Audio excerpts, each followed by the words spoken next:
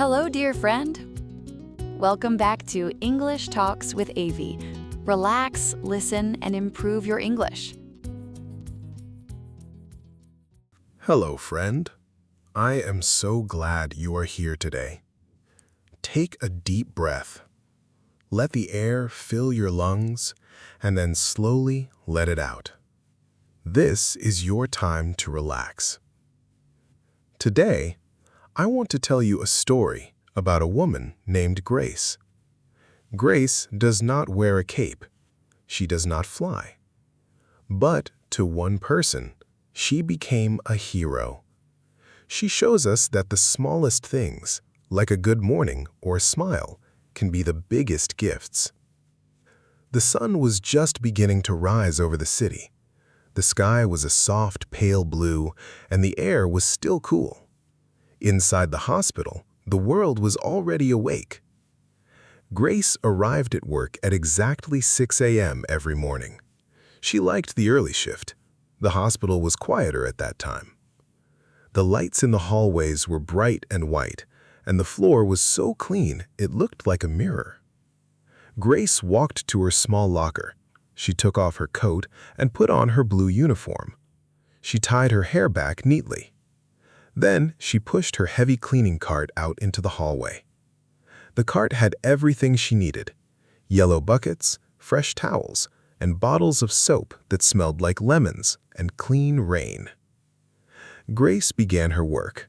She moved slowly and carefully. She washed the floors with long, smooth movements. She polished the silver handles on the doors. She was very good at her job.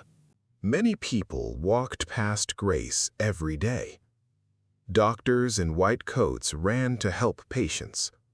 Nurses carried medicine and talked quickly on their phones. Most of them did not look at Grace. She was just the lady who cleaned the floors. She was invisible to them. But Grace did not mind. She liked to watch people. She liked to wonder about their lives. At 7 a.m., Grace always reached the 3rd floor. This was the floor for people who needed to stay for a long time. It was a place where people often felt tired or worried. Grace tried to be extra quiet here. She did not want to wake anyone up. But there was one room she always looked forward to: room 12B. The door was usually halfway open. Grace stopped her cart outside the door.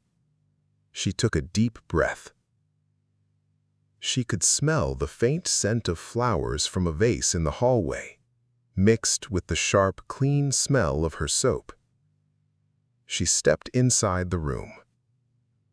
An elderly man named George lived in room 12B. He had white hair that was always a bit messy, and his skin looked like thin paper. He was usually sitting up in his bed, looking out the window at the tall trees outside. On his small table, there were no cards. There were no photos of the family. There were no colorful balloons. George was always alone. "Good morning, George," Grace said. Her voice was warm and soft, like a cozy blanket. George turned his head slowly. He looked at Grace, and a small smile appeared on his face. "Good morning, Grace," he replied. His voice was a little shaky, but it was kind. "How did you sleep?" she asked. "Oh, not bad," George said. "I watched the moon for a while. It was very bright last night." Grace nodded as she began to wipe the dust from the windowsill. "It was beautiful. I saw it on my way to the bus stop. It looked like a giant silver coin." This was their routine. It lasted only 2 or 3 minutes. Grace would clean the room, and they would talk about small things. They talked about the weather. They talked about the birds they saw on the windowsill.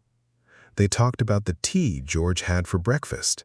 It was a very simple conversation. To a stranger, these words might seem like nothing, but to George, these words were everything. For 23 hours and 57 minutes of the day, no one really talked to him. The doctors checked his heart. The nurses gave him pills. They were professional and fast.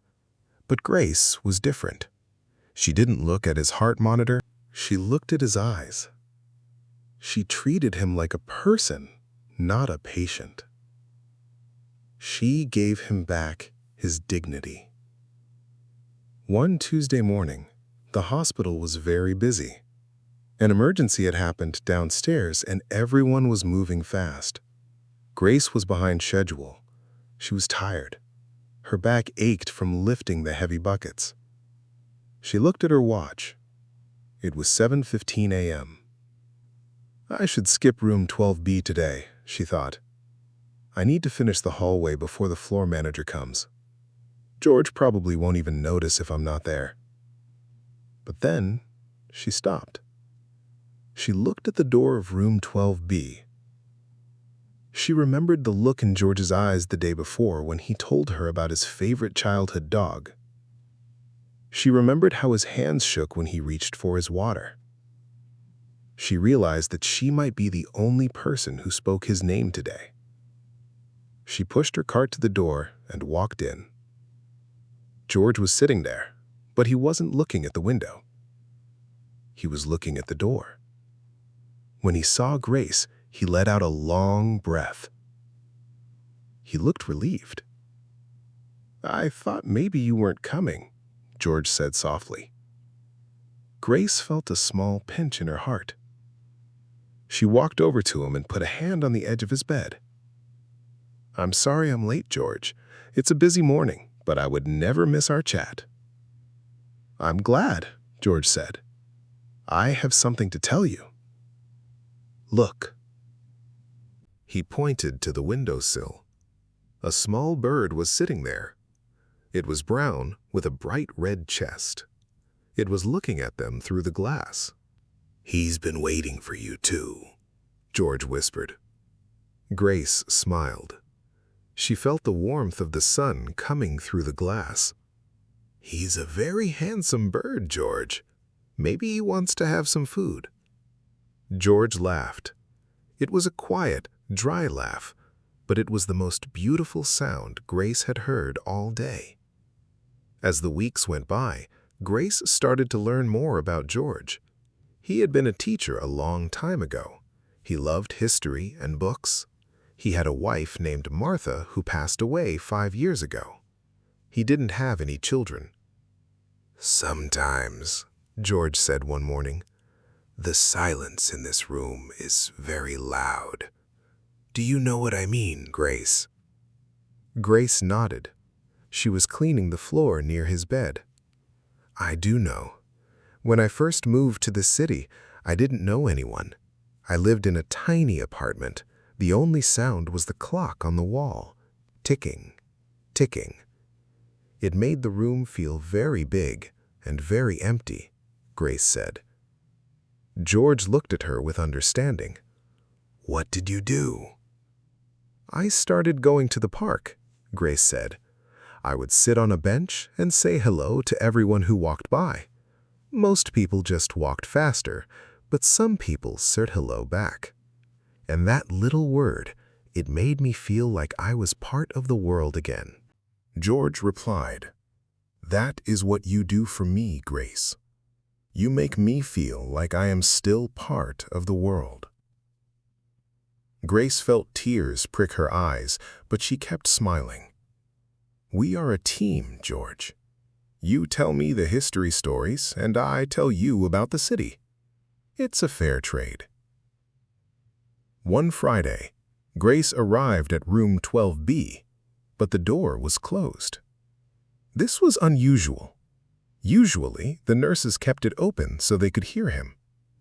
Grace felt a cold shiver of worry. She knocked softly.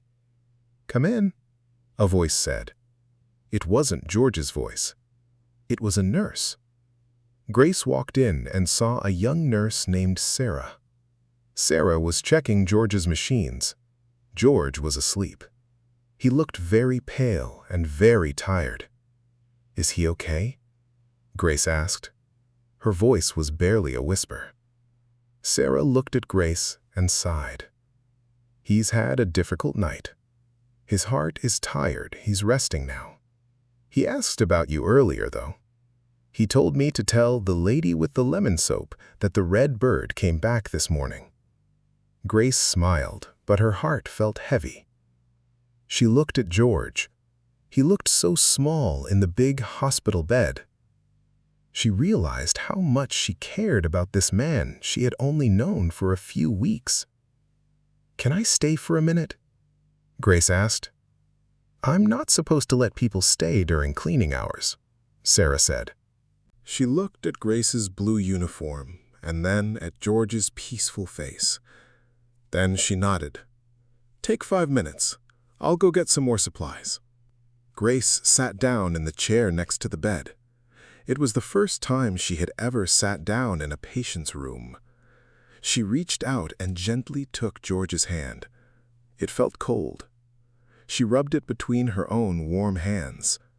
"I'm here, George," she whispered. "The sun is up. The sky is clear. It's going to be a beautiful day." George didn't wake up, but his fingers moved slightly. Grace stayed there in the silence. She didn't need to say anything else. She just wanted him to know he wasn't alone. She wanted him to feel the warmth of another human being. The next Monday, Grace walked on to the 3rd floor. She felt nervous. She walked past the nursing station. She saw Sarah, the nurse from Friday. Sarah saw Grace and walked over to her. "Grace," Sarah said. She had a kind look in her eyes. "George passed away on Saturday night."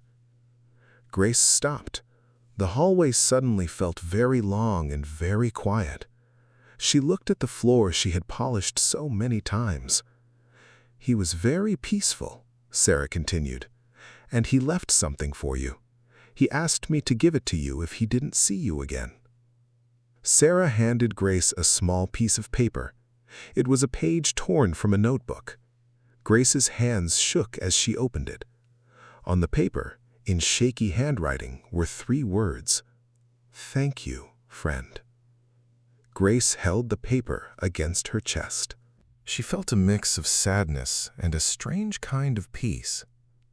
She looked down the hallway toward room 12B. A new patient would be there soon. A new floor would need to be cleaned. Life would go on. But Grace knew she was different now. She wasn't just a cleaner. She was a witness to a life. She had given George the most valuable thing in the world, her time and her attention. Grace went back to her locker. She put the note inside her bag, right next to her keys. She picked up her mop. She went back to the hallway. A young woman was sitting on a bench near the elevator. She looked worried. She was biting her nails and looking at the floor. Grace recognized that look. It was the look of someone who felt lost. Grace pushed her cart near the woman. She slowed down. "Good morning," Grace said. Her voice was warm and gentle. The woman looked up. She looked surprised. Then, slowly, she smiled. "Good morning," she replied. "It's a beautiful day outside. The sun is just coming out. It's going to be okay." The woman took a deep breath and nodded. "Thank you," she whispered. "I needed to hear that." Grace smiled and moved on. She had floors to clean and windows to polish, but more importantly, she had people to see. She realized that her job wasn't just about making the hospital clean. It was about making the hospital feel a little less like a hospital and a little more like a home. Every day, we meet people like George, people who are waiting for a sign that they matter. We might not have money to give, we might not have medicine to heal, but we have words. We have a hello. We have a, "How are you?" We have a, "Are you okay?" Grace taught us that no one is invisible unless we choose not to see them. She taught us that a simple routine of kindness, can build a bridge over the loudest silence. As Grace finished her shift that day, she walked out of the hospital. She looked up at the sky. There, sitting on a branch of a nearby tree, was a small brown bird with a red chest. It looked down at her and sang a short, happy song. Grace laughed quietly. "I hear you," she said. She walked toward the bus stop, her heart feeling light. She was just a cleaner in a blue uniform, but as she walked, she held her head a little higher. She knew that today was worth something. She knew that she had made a difference. And in the end, that is all any of us really want. Grace's story reminds us that we don't need to do big, dramatic things to change the world. Sometimes the most powerful thing you can do is just be kind to the person standing right in front of you. Have you ever had a Grace in your life? Maybe a stranger who smiled at you when you were sad, or a coworker who always says hello. Or maybe you have been a Grace for someone else without even knowing it. We would love to hear your thoughts. Leave a comment and share your story with us. And if you liked this story, please give it a thumbs up and share it with a friend who might need a little peace today. Remember that you are never alone, and your kindness matters more than you know.